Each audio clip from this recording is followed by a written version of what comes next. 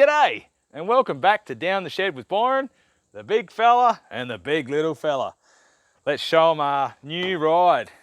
We've got a 1998 Hyundai XL. Right, what do you reckon we're going to do with this?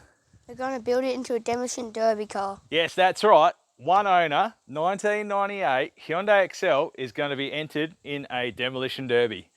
Now, it's not just any demolition derby. We're going to have a crack at the world record attempt over in Murrey Bridge, South Australia, which is going to be an awesome adventure. We've got Safety Grandpa coming over to Perth for another demolition derby we're doing earlier. Then we're going to hit the road from Perth, WA, over to South Australia with this little nugget on the back of the car trailer. Now, if you'd like to help us out with this adventure that we're going on with fuel, accommodation or food, because we're going to need a bit of that, aren't we? We're going to start a GoFundMe page. We've roughly budgeted $6 grand for the trip. But if there's any sponsors out there who'd like to throw their name on the front quarter or rear quarter, let us know.